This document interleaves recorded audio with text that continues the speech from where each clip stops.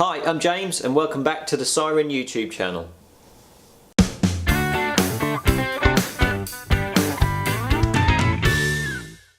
So welcome back. This is the first video after the Christmas and New Year break.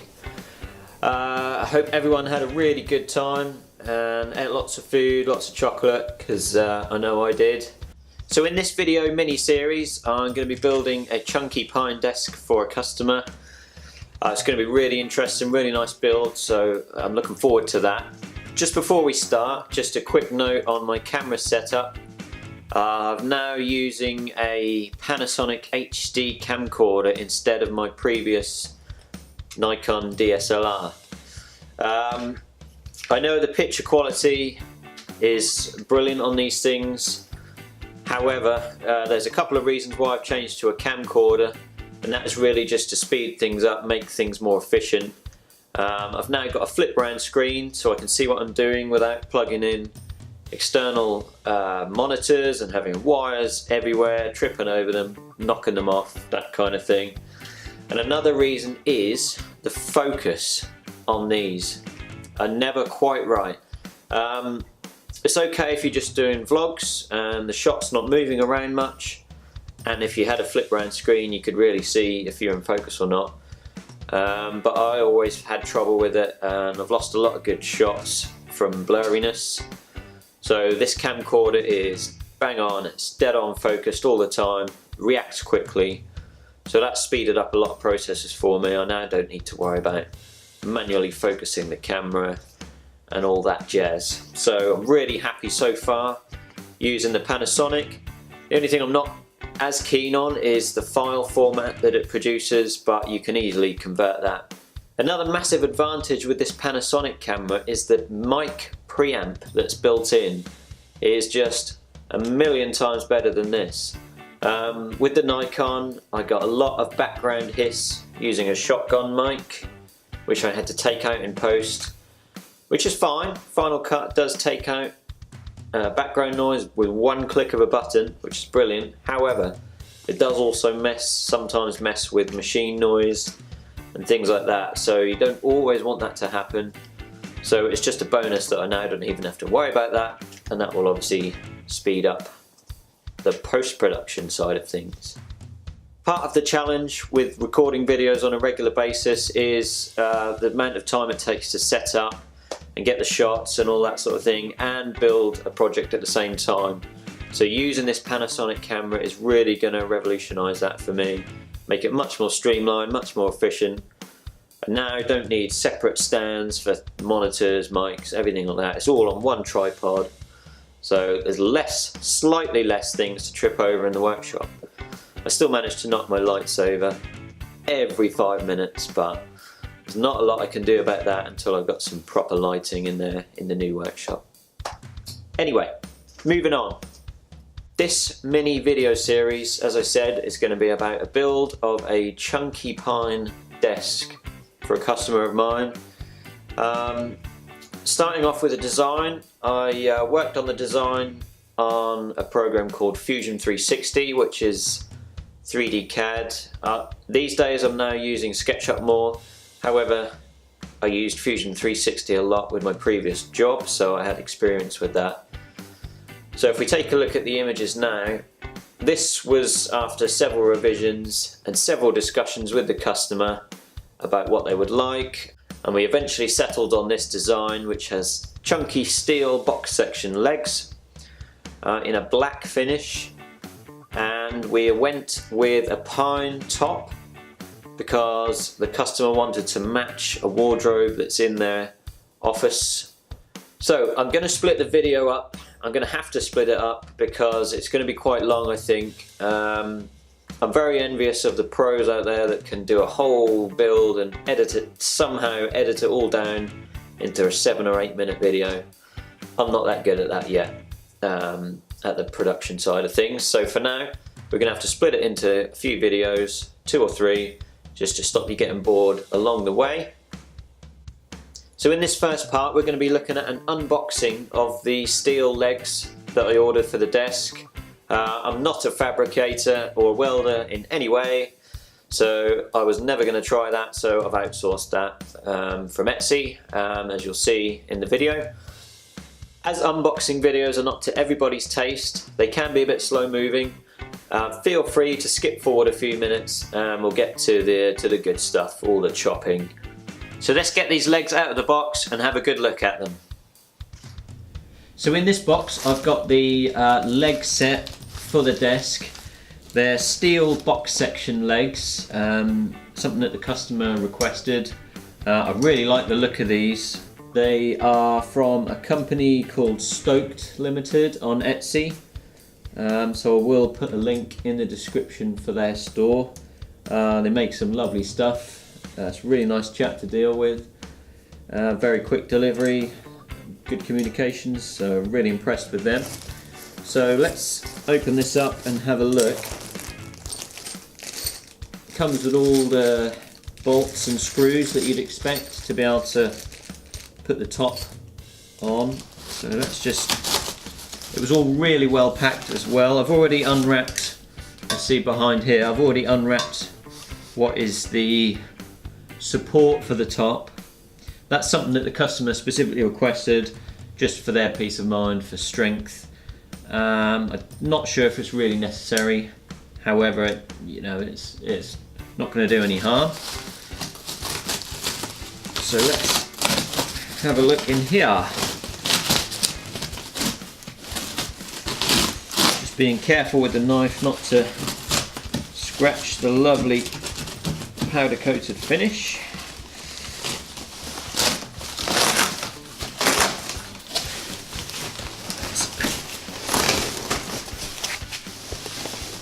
Oh, some weight there. This is going to be one hell of a sturdy desk, that's all I can say.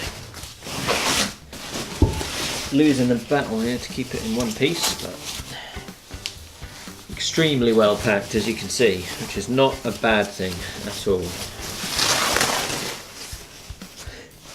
Bear with. So there is, I don't know if you can see that on the shot there, but there is some rubber feet on the bottom as well, or was that the top? I'm not sure. Oh, we'll see when we get it out. No, that is the top. Putting up quite a fight in the packaging.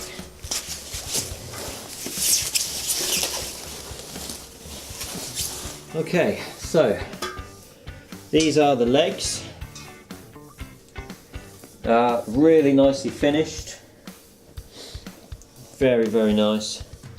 I forget what size these are. Let's have a quick look.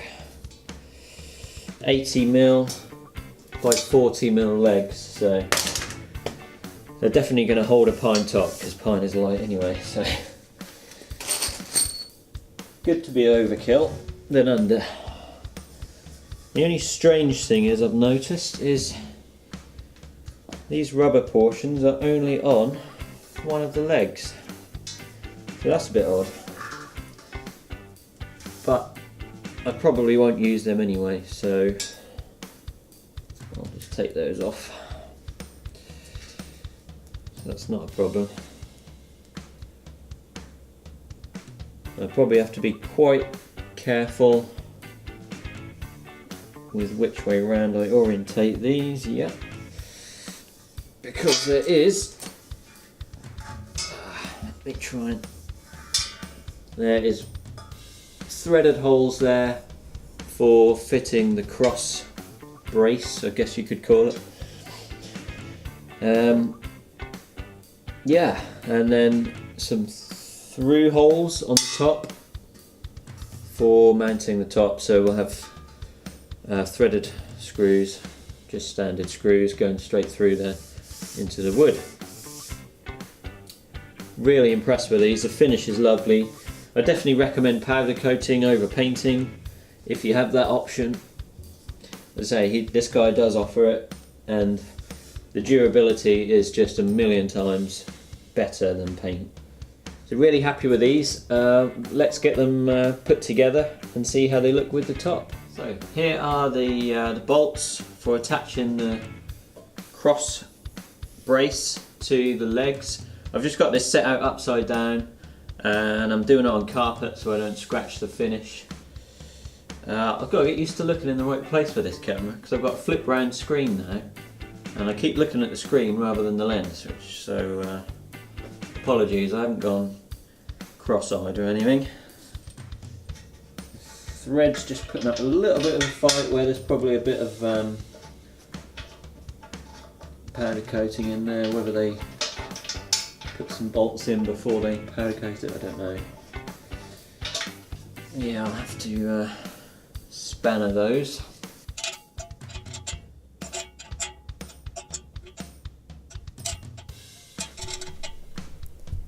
So here we've got the frame now all fully assembled.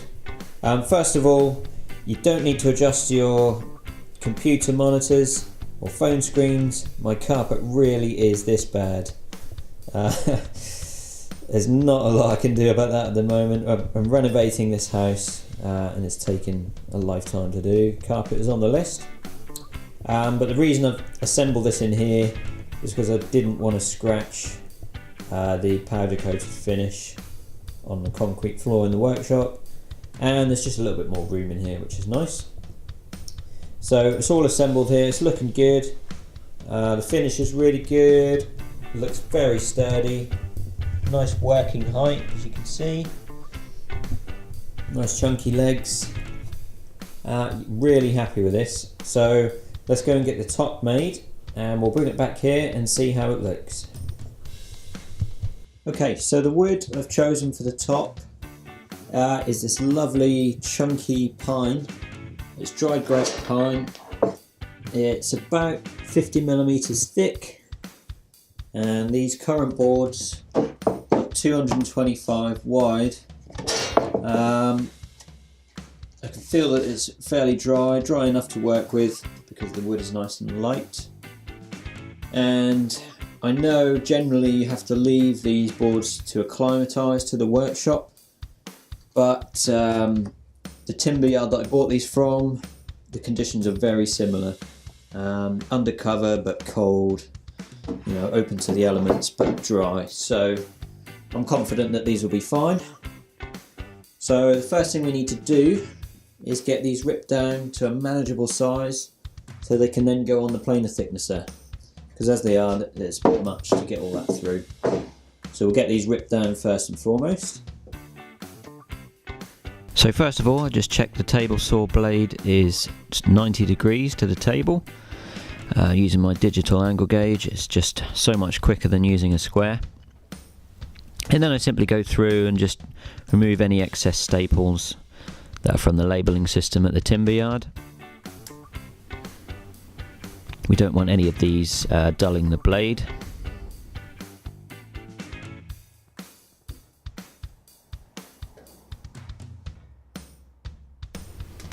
So here I'm just checking my table saw fence for squareness because it doesn't lock square first time, as you'd have seen in previous videos.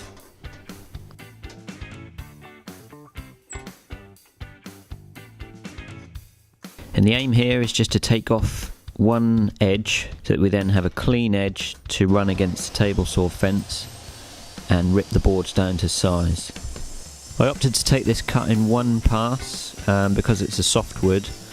If I was to go back and do it again, I probably would do 2 passes at half depth because the blade did struggle. It's not the sharpest blade at this stage. As you can see, not the easiest boards to handle and move around. I'm just trying to take off as thin a piece as I can just to keep the waste down. A nice thin piece of laminate for future use. And the last board going through. Next I set the fence to the exact measurements I needed. The depth of the desk is 550mm, so I simply divided by 3 and added just a few mil each side just to allow for mistakes. And now ripping the boards down to the final size.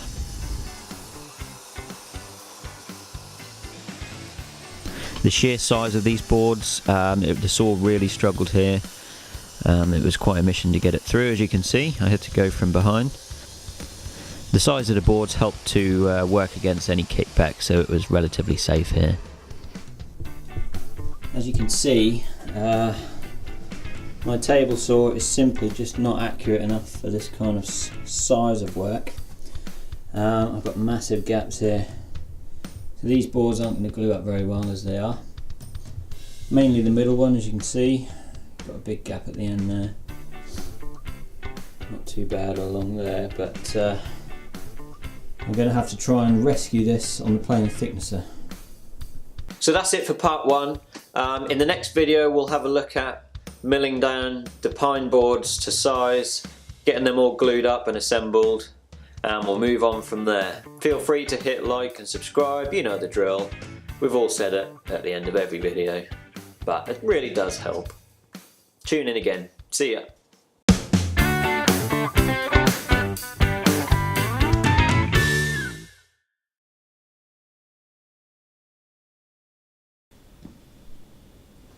And Simon Mascot is trying to get through the packaging. Come on. Come on. This is what happens when you try and film with a pooch in the house. Come on.